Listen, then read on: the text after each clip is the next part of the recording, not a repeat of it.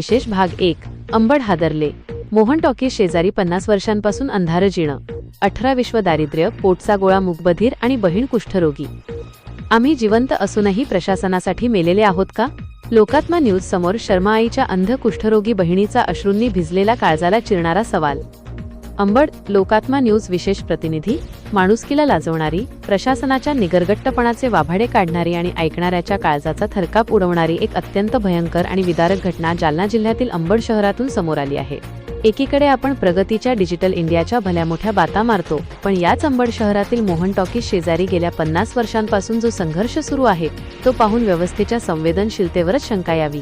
इथे राहणाऱ्या शर्मा आईच्या नशिबात नियतीने दुःखाचा असा काही डोंगर उभा केला आहे, जो पाहून पाषाणहृदयी माणसाच्या डोळ्यातूनही अश्रूंच्या धारा वाहू लागतील. कोणताही सहारा नसताना या शर्मा आईने आपल्या 3 पोरांना कसं जगवलं हे तिलाच ठाऊक.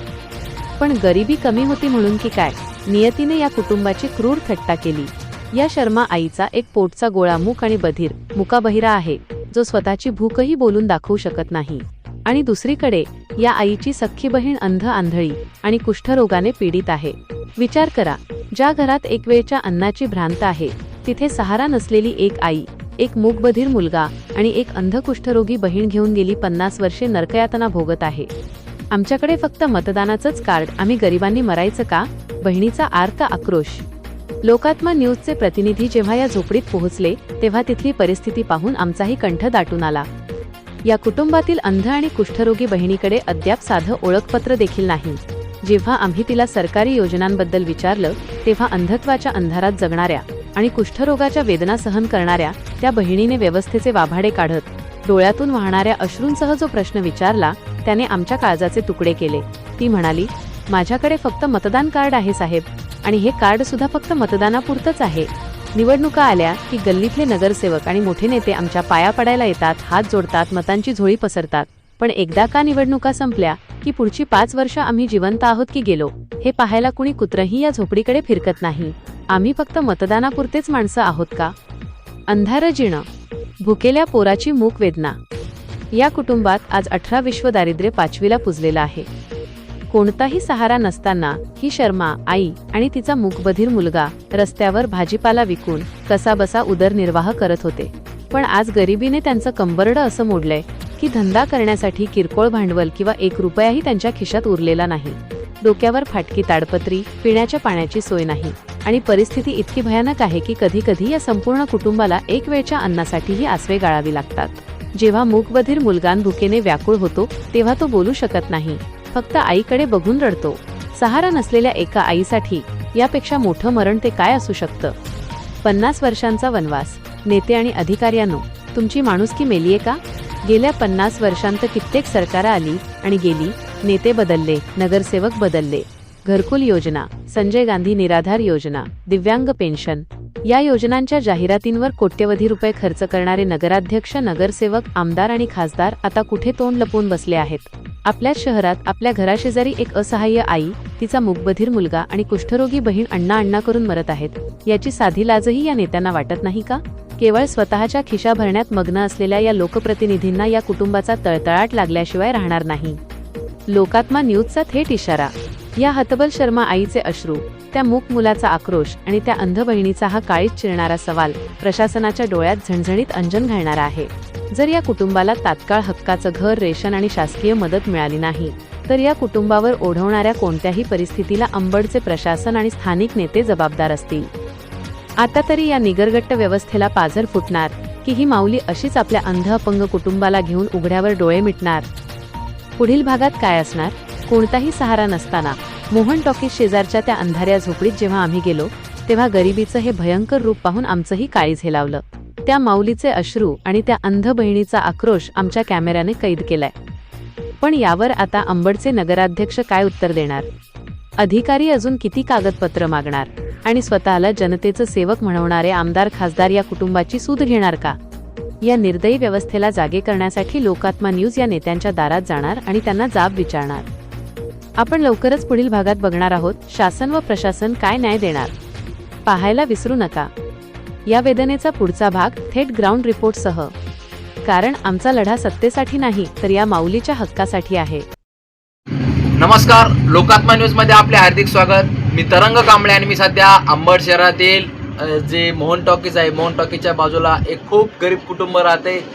हे कुटुंबाशी मी ह्या आईला भेटलो, चर्चा केली आणि चर्चेने यानंतर ह्या आईनं आम्हाला सांगितलं की भाऊ आम्ही गेल्या 50 वर्षापासून येथे राहत आहोत, मात्र आम्हाला कुठल्याही म्हणजे शासनाची जी योजना आहे ती योजना आमच्यापर्यंत पोहोचत नाही. मी त्यांची संवाद साधला असं त्यांनी असं सांगितलं की बाबा माझा जो मुलगा आहे तो एक मूकबधीर आहे, ते पण तुम्ही बघू शकता माझ्या बाजूलाच बसलेले आहेत मूकबधीर. त्यांच्यानंतर त्यांच्या शेजारीच एक आई आहेत, ह्या देखील बघू शकता यांना तो जो कुष्ठरोग आहे हा रोग देखील झालेला आहे आणि ह्या आई इतक्या लोकांना सांभाळतात. यांचं घर बघू शकता, यांना एक टायमाचं खायला सुद्धा भेटत नाही, म्हणजे खूप बेकार परिस्थिती आहे. आपण त्यांच्याशी संवाद साधणार आहोत, कसं जगतायत आपण बघूयात. आपल्या चॅनलच्या माध्यमातून आपण नेहमीच जिथं कुठं अन्याय होतो किंवा कोणावर म्हणजे अन्यायाविरुद्ध आवाज उठवणारं आपलं चॅनल आहे लोकात्मा. असंच एक नवीन आपण एक शोध मोहीम म्हणता येईल. त्या आई मला भेटल्या, त्यांनी सविस्तर मला सांगितलं, तर आपण त्यांच्याशी चर्चा करणार आहोत. आई, सर्वप्रथम मला तुमचं नाव सांगा. रंभाबाई शर्मा, राहणार अंबड. बर. आई, तुम्हाला सर्वप्रथम मला सांगा, तुम्हाला मुलं बाळ किती? 3 मुलं आहे. हा. बर. आणि मुली? मुलगी नाही मला. तर 3 मुलामध्ये कोण काय काय करतंय? औरंगाबादला राहते ते दोघं, मुक्कन मी अंबड मध्ये राहतो. एक मुलगा तुमचा मूकबधीर आहे. हा, कुठला मुलगा मूकबधीर? मायापाशी येते. बर बर. आणि तसंच आई तुमच्या सोबत आई पण राहत्या, या कोण आहे तुमच्या? पायीते बहीण आहे तुमच्या? तिला पायीते मीच. बर. त्यांना काय झालेलं आहे? कुष्ठरोग झालेला आहे. बर. किती वर्षापासून राहता तुम्ही सोबत? तिला 25 सालापासून सांभाळते मी. बर. आई, मला सांगा, आतापर्यंत तुम्हाला काही समजा घर मिळालं किंवा काही मदतीसाठी सरकारी नेत्याकडे वगैरे काय अर्ज केले, कोणा नेत्याला सांगितलं का तुम्ही? नेत्याला सगळे रोज भेटते नेते, पण म्हणते हा करू. त्यांना तर 5,000 मागते, 4,000 मागते. अरे आमचे पत्र पडले, बल्ल्या तुटल्या, घरापस्तर केल्या, पण ते हा करते की पुढे चलते. बर. म्हणजे तुम्ही या अगोदरही भेटलेला आहात त्यांना? हा, अगोदरच भेटलेली आहे, पण ते एक जण घरापस्तर काही येत नाही. नुसतं रोडला भेटला की काय चाललं, नमस्कार करते, पुढे धकते, म्हणते. त्यांना लय वेळेस सांगितलं बे, अरे आमच्या घरचं बघा पत्र मुक्याच्या डोक्यात पडायला लागले. तर बल्ल्या मोळल्या 2, तर 1-2 बल्ल्या घ्यायपुरती आमची ऐपत नाहीये. बर. तर मला सांगा आई, आता तुमच्या म्हणण्याप्रमाणे हे जे भाई आहेत दादा, हे मूकबधीर आहेत. मुक्का आहे, बाहेर आहे. काय? मुक्का बी आहे, बाहेरा बी आहे. सरे आंबडला माहिती आहे त्याची हिस्टरी. मुक्का बाहेर कोणाला बी पैसे नसले की 20 रुपये द्या, 10 रुपये द्या. बर. बरं, मला सांगा आई, तुम्ही आता सध्याचे जेवण वगैरे खाण्यापिण्याची सोय कशी तुमची सध्या? कशा सोयी? भाजीपाता इकून यायचं, काय रुपये 8 आले त्याच्यामध्ये खायचं. बरं. आता सध्या काम सुरू आहे का? नाही, 8 रोज झालं, गाडीला पैसा नाही म्हणून गाडी बंद आहे बाई. बरं. आता कसं जेवताय तुम्ही? आता काही विचारू नका, त्याचं आलेलं उडीसा खायचं, बसायचं, खिचडी भात काही खायचं आणि बसायचं. बरं आई, मला सांगा, पावसाळ्याच्या थंडीत किंवा काय तुम्ही कच्च्या घरात राहता, तुम्हाला काय काय अडचणी सामना करावा लागतो? अडचणचे गुडघेत खाली पाणी आहे, बल्ल्या मोडलेल्या, दाराला कवाड नाहीये. सामना काल की पत्र डोसक्यात पडत आहेत, पुन्हा उचली तर आम्ही कालच उचलले. आई, मला सांगा, तुम्ही शासनाच्या जागेवर एका छोट्याशा झोपडीत 50 वर्ष काढले. हो. उन्हाळा झाला, मुसळधार पाऊसही पडतो, हो, कडाक्याची थंडी असते. आपल्या बधीर मुलाला किंवा मग या आईला घेऊन तुम्ही कसं राहता इथं? बसून. पाऊस जर आला तर आम्ही रात्रभर झोपत नसतो, बसून राहत असतो. 4 पात्रामध्ये काय करणार आहेत आम्ही? आणि त्याच्यात बी ते नीट नाही. आता तुम्ही सगळीकडे दाखवा, आमच्या दाराला कवाड बी नाहीये साधं. 50 सालापासून बिघडत आहे, सगळ्याला माहिती आहे. आम्हाला पाणी प्यायला नाही, नळ पाणी पाहिजे असलं तर कोणाचं तर जाऊन 2 भांडे पाणी आणायचं. आम्हाला नळ नाही, काही नाही अवस्था. बरं, मला सांगा, आमदार असतील, खासदार असतील किंवा नगरसेवक असतील, हे निवडणुकीच्या टायमाला तुमच्याकडे येतात का? हो. काय म्हणते? म्हणते तुम्हाला असं करू तसं करू, मतदान टाक घेऊन जाते. आमचं काहीच करीत नाही. आता भेटते मी सगळ्याला भेटले, राणाला भेटले, सुरेश गुड्याला भेटले, सगळ्या जेवढे लोक आहेत त्यांना भेटते. ते म्हणते हा हा हा बघू म्हणते खाली. आणि कोणीच काही करीत नाही, नुसतं बघू म्हणते. तर सगळे नेता लोक पुरे आंबडचे जेवढे नेता आहेत तेवढे, आणि त्यांना सगळं माहिती आहे. बुडापासून 50 सालापासून ते मला ओळखीते. आजकाल ना, ते तर लहान होते सगळे नगरसेवक ना, सगळे लहान लहान होते, पण मी त्यांना जेवढी ओळखीते माईसारखी, पण त्यांना आता समज येत नाही की बाईला मुक्क पोरग सांभाळायचंय, एकटी बियामार बाई सांभाळायची, हिची काहीतरी सोयी करा. मी त्यांच्या पाठीमागे, तुम्ही आज मला देवासारखे भेटले म्हणून तुम्ही आज घरी आले. हे लोकांच्या मागे तर सगळ्या उन्हाचं हिंडत होतो आम्ही दोघं माय लेकरं. मग मुक्क पोरग भैरव पोरग सारखं घेऊन उन्हात हिंडत होत. कोणा मागे हिंडतात तुम्ही? आता लोकांमागे नगरसेवक हे झालेले, अरे भाऊ करा ना, ते कोणी म्हणतं हा हा हा बसा बसा आम्ही आता येतो. मी जिथं बोलायचं तिथं बोलन. हे कोणी मला म्हणलं टीएसवर बोलतं तिथं बोलन. तुम्ही काय केलं आमच्यासाठी, काय केलं? माझ्या मुख्य, अरे मी तर मरण, पण माझ्या मुख्या पोरासाठी काहीतरी द्या. ते मुख्य पोरग मी मेल्याच्या बाद कोणाला खाईन, ह्याची कोणी सोयी केली का? की मुक्का बी आहे, भैरवी या या या करून मला त्याने गाडी लोटीतून मला भाजीपात्याचा आवाज द्यावा लागतो. एक ना एक आंबट मध्ये सगळ्या डोक्याला पुसा गल्ल्यानं गल्ल्या, आणि मला बी गाडी ढाकला लागती. सगळ्या आंबटच्या बायाला माहिती हाड गल्लीला मी आहे माझ्या मुख्या पोरला घेऊन. बरं आई, आता तुम्ही तुमचं दुःख मांडलेलं आहे, तुमची काय मागणी शासनाकडे? काय आम्हाला जरा घराकडे बघा, पण आमच्या जरा खाया प्यायची सोय करा. आम्हाला काही इतके मोठे पैसे नाहीत लागत, खाया प्या पुरता असलं पोटाला द्या. माझ्या मुख्या पोराची सोयी करा. मी मेल्याच्या बाद त्यानं घरात राहावा, नाही तर मी जर मेले तर त्या पोराला ऐकू येत नाही, आणि तुम्हाला त्याची भाषा काय कळल? भैरवी आहे आणि मुख बी आहे. मी मेले तर ते कोणाच्या घरात राहील, कोणाच्या पाठीमागे जाईल? त्याला एकली मीच आहे. बरं आई, या ज्या आई आहेत यांच्या संदर्भात या आई तुमच्याकडे आहेत असं तुम्ही सांगितले. 25 वर्षापासून तुम्ही सांभाळतात असं तुम्ही सांगितलं. हा, तर या आईच्या बाऱ्यात काय सांगणार? काय तुम्हाला मला कसं यांना कसं सांभाळता तुम्ही? कसं सांभाळतात? तिला घर नाही, दार नाही, बाहेर झोपती, बाहेर बसती ती आवरत, आणि तिला फक्त स्वयंपाक झाला की द्यायचं एक चपाती खायला. खाय बाई, चहा 2 टाइम देतो, खायला देतो. ते बी आमच्यापाशी पैसे असले तर आमची गाडी बंद आहे 8 रोजापासून, तर आम्ही नुसतं आंबडमध्ये गल्ल्या फिरवतो. त्यांना काय आजार आहे? आजारासंदर्भात काय सांगणार? त्यांना व्यवस्थित दिसतंय का? नाही, ती दोन्ही डोळ्याला बी आंधळी आहे. तुमचं तोंड नाही दिसत, तुम्ही कुठे आहे? मग तुम्ही इथं बसा, मला तर दोन्ही डोळ्याला बी आंधळी येते, आणि तिला काही नाही, नुसतं बसायचं काम आहे, चालता येत नाही. पहिला महारोग आहे, जिंदी आहे ती भाकर कशी का माझ्या खा देते नाही. महारोग आहे. दोन्ही डोळ्यानं भीत आंधळी येते आवरत. आज तिला किती दिवसापासून ऑपरेशन करायला नेईन म्हणलं होतं, माझ्याकडे पैसेच नाही तर कुठून नेऊ मी? आमची सोय नाहीये तर तिला कुठून नेऊ?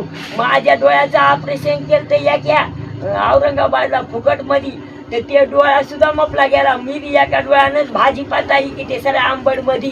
सगळ्या बाळाला माहिती आंबडच्या. आई तुम्ही या, चहा घ्या, नाश्ता करा, असं करतात आया बाया. मी तर भीतच झालेली आहे. तर बघू शकता असंच ह्या आईने देखील यांची परिस्थिती सांगितली आहे. अंबड शहरामध्ये नगरसेवक असतील, आमदार असतील, खासदार असतील, जे लोक विकासाच्या गप्पा करतात त्यांनी थोडं यांच्याकडे लक्ष द्यायला पाहिजे.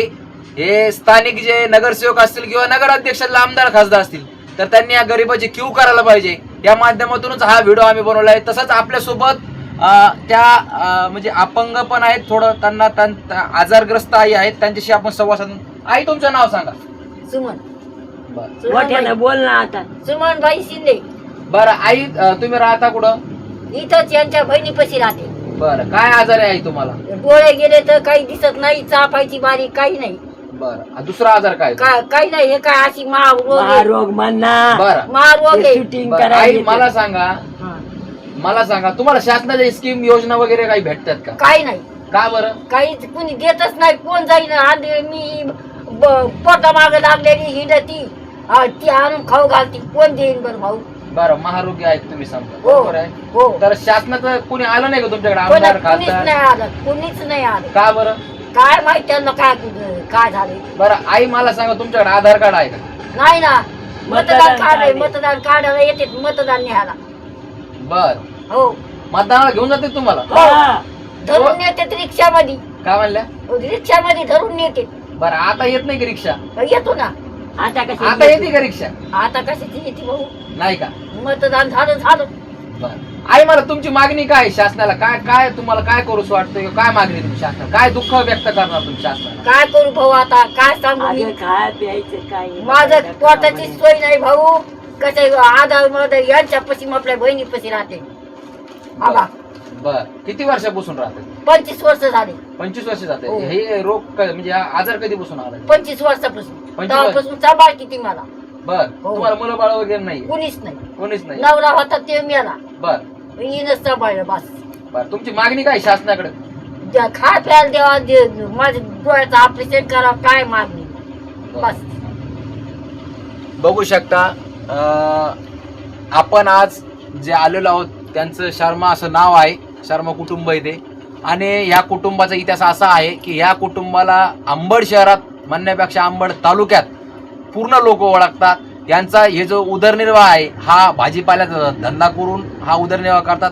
परंतु त्यांच्याकडून असं सांगितलं गेलेलं आहे की आम्ही अंबड शहरात 50 वर्षापासून राहतो.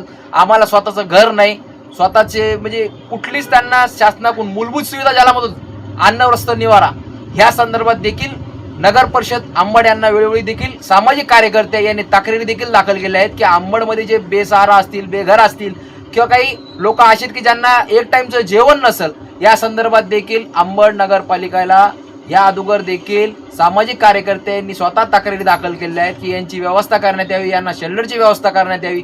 मात्र नगरपालिकाला हा वेळ नाहीये गरिबांसाठी. नगरपालिका नेमका आहे कोणासाठी?